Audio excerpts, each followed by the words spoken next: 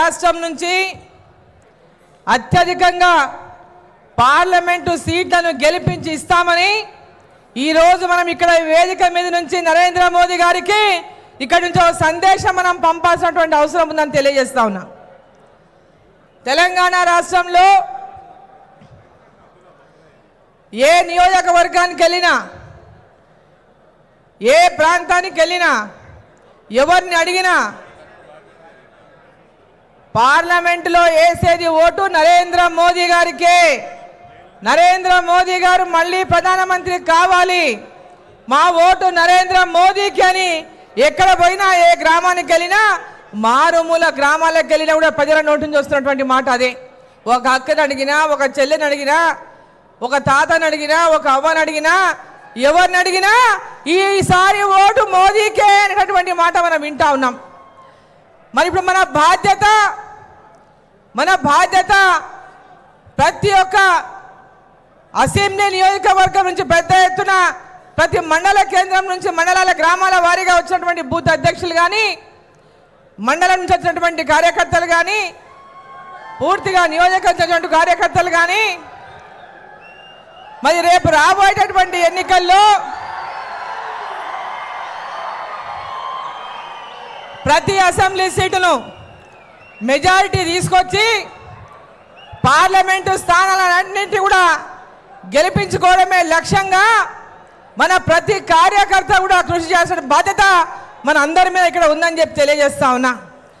గ్రామీణ స్థాయిలో, క్షేత్ర స్థాయిలో మన పార్టీ ఇచ్చినటువంటి కార్యక్రమాలన్నింటినీ కూడా లాభార్థి సంపర్క అభియానాన్ని మన ప్రతి ఒక్క లాభార్థిని కలిసిన కార్యక్రమాన్ని చేస్తూ ఉన్నాం. నేను అంటా ఉన్నా, ప్రతి ఇల్లు కూడా, ప్రతి ఇంట్లో లాభార్థి ఉన్నాడు. నరేంద్ర మోదీ గారి యొక్క పథకాన్ని ప్రతి ఇంటికి కూడా అందిందని చెప్పి ఈ సందర్భంగా నేను తెలియజేస్తా ఉన్నా. కోవిడ్ సందర్భంగా ఇచ్చినటువంటి ప్రతి వ్యాక్సినేషన్ కూడా ప్రతి ఒక్కరికి కూడా అందినటువంటి శక్తిలో ప్రతి ఒక్క కార్యకర్త కూడా ప్రతి ఇంటికి వెళ్ళి ఈరోజు నరేంద్ర మోదీ గారి సహకారం పొందినటువంటి ఇల్లు లేదు. కోవిడ్ సమయంలో మనం ఎదుర్కొన్నటువంటి విపత్కర పరిస్థితుల్లో మనకు అండగా ఉండి మన ధైర్యాన్ని ఇచ్చి, స్థైర్యాన్ని ఇచ్చి ప్రతి ఒక్కరికి వ్యాక్సిన్ని అందుబాటులోకి తీసుకొచ్చి ప్రతి ఒక్కరికి కూడా వ్యాక్సినేషన్ ఇప్పించి ఈ యొక్క దేశ ప్రజల ప్రాణాలను కాపాడినటువంటి నరేంద్ర మోదీ గారికి తప్పకుండా మనమందరం ఈ ఎన్నికల్లో ఓటు వేసి మళ్ళీ అటువంటి ఒక ప్రధానమంత్రి భారతదేశానికి అవసరము.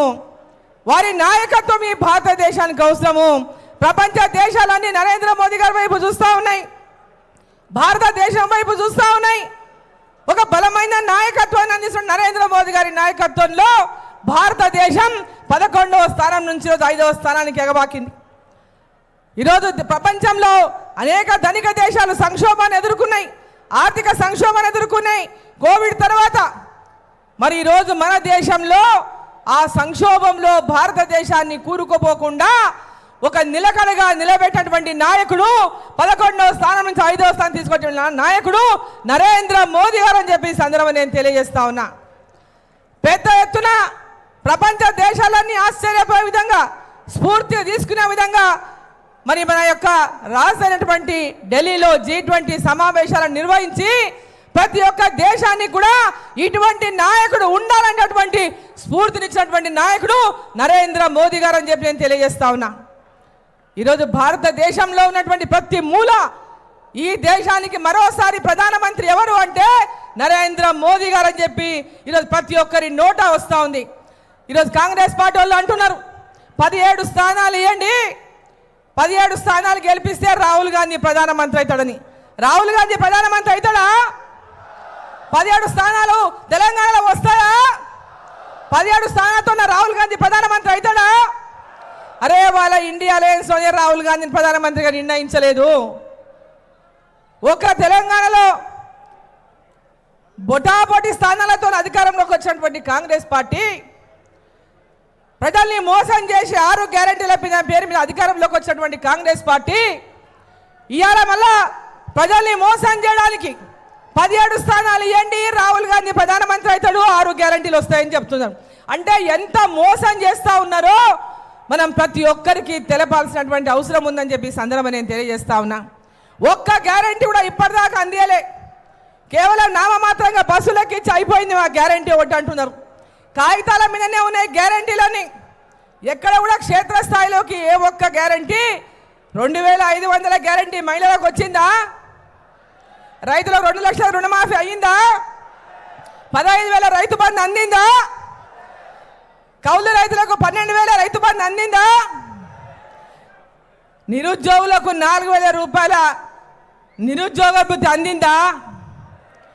ఈరోజు ప్రతి ఒక్కరిని మోసగించి అధికారంలోకి వచ్చినటువంటి కాంగ్రెస్ పార్టీ పెండ్లైతే 1,00,000 రూపాయలు తులం బంగారం అన్నారు.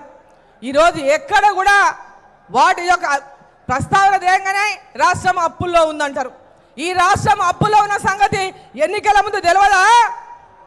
ఎన్నికల ముందు ప్రతి ఒక్కరికి చెప్పింది ఇదే మాట కదా, ఈ రాష్ట్రం అప్పుల కుప్పం అయిపోయింది, అప్పుల కుప్ప అయిపోయింది, 6 లక్షల కోట్ల అప్పులు అయిపోయినాయి.